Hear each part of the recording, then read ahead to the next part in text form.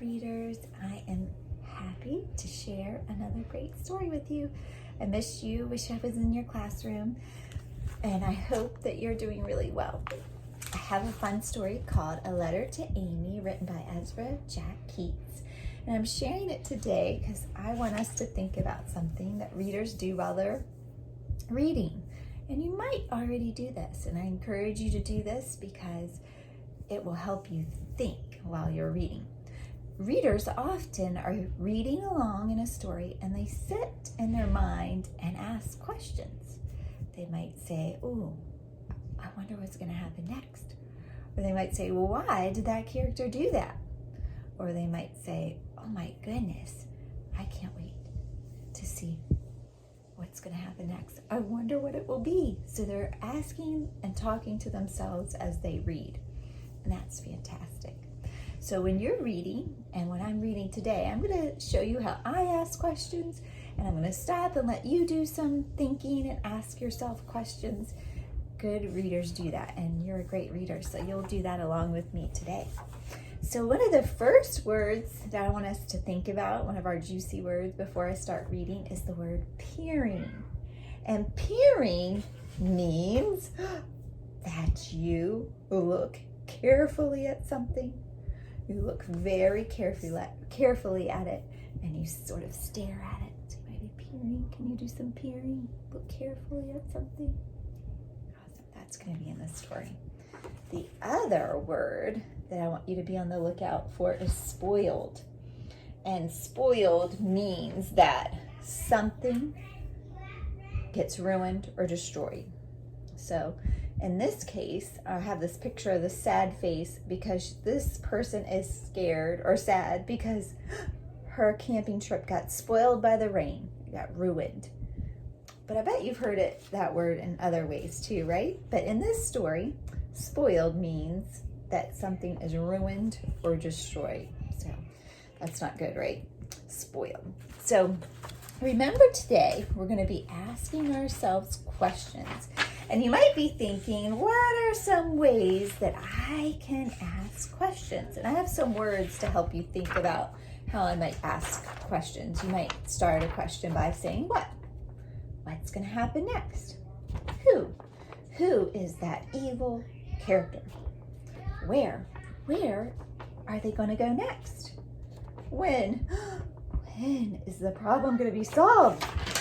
You might say, how is this ever going to be fixed? You might say, I wonder what the solution to the story will be. And you might say, why did the character decide to play in the park when it was pouring down rain? You're going to ask those kinds of questions as you're reading. So let's get started and read our story, A Letter to Amy. And we'll think about some questions as we're going so that our mind is thinking, and the more we think while we read, the more we'll understand. And questions help us do that. A Letter to Amy. A Letter to Amy by Ezra Jack Keats. Here we go. I'm writing a letter to Amy. I'm writing to invite her to my party, Peter announced.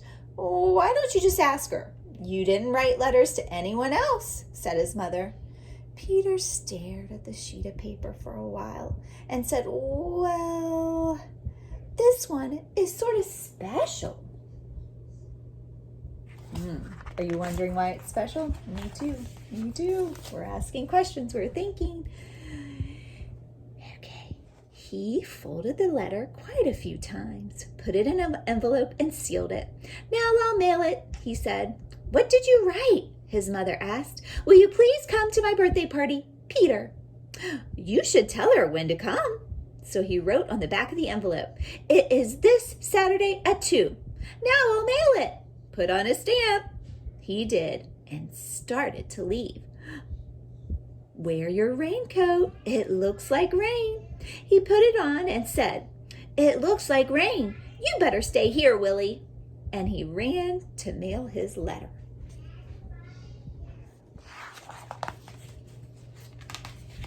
Walking to the mailbox, Peter looked at the sky.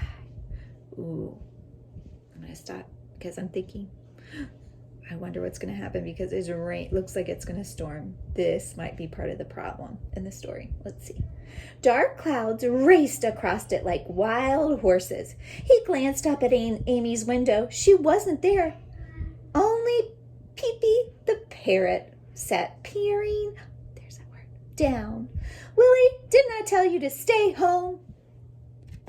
His dog came anyway.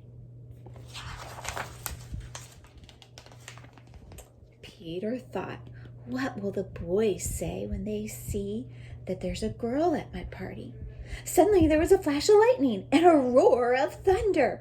A strong wind blew the letter out of his hand. Oh my goodness. Do you have a question? Are you wondering about something? Good job. Peter chased the letter. He tried to stop it with his foot, but it blew away. Then it flew high into the air.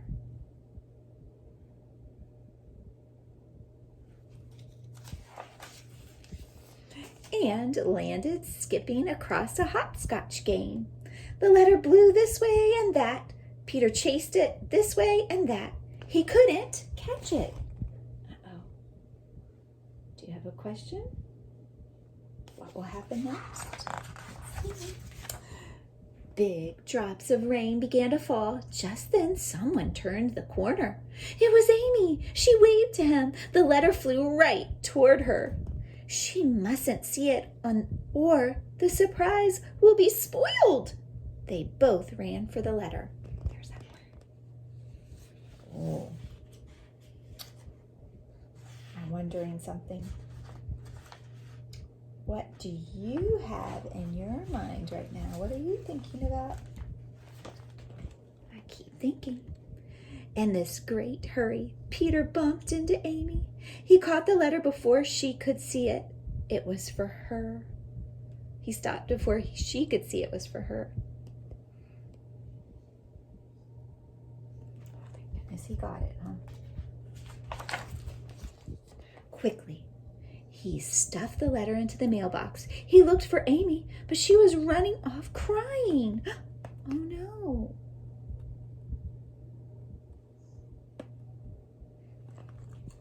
She's sad.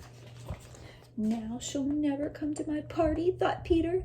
He saw his reflection in the street. It looked all mixed up. Do you think she'll come to the party? I'm thinking about that. What do you think? When Peter got back to his house, his mother asked, "Did you mail your letter?" "Yes," he said sadly.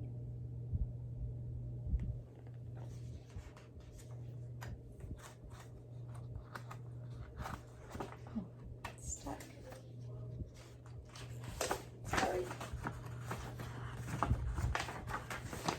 Suddenly, Saturday, his birthday came at last. Everyone arrived, but Amy.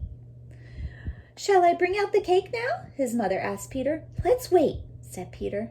"Now, bring it out now," chanted the boys. "All right," said Peter slowly. "Bring it out now." Why does he want to wait? That's what I was thinking about, weren't you? That immediately went in my mind. Just then, the door opened. In walked Amy with her parrot. "A girl, ugh," said Eddie. "Happy birthday, Peter," said Amy. "Happy birthday, Peter," repeated the parrot. Peter's mother brought the cake. She had baked and lit the candles. Everyone sang. "Make a wish," cried Amy. "Wish for a trunk full of ice cream," shouted Eddie. "A store full of candy and no stomach ache." But Peter made his own wish, and he blew out the candles all at once. That looks fun, right? The end. Are you wondering what? That was like a kind of a funny ending, right? It kind of just left you hanging. Are you wondering what he wished for? I am too. We're not supposed to tell, right, when we wish something, so that's why the author probably left it for us to think about. So So did you ask questions while you were reading? Good job. Remember, good readers think as they read, and something you can do to help yourself think as you read is ask questions as you go along. Good job, readers. I'll see you soon.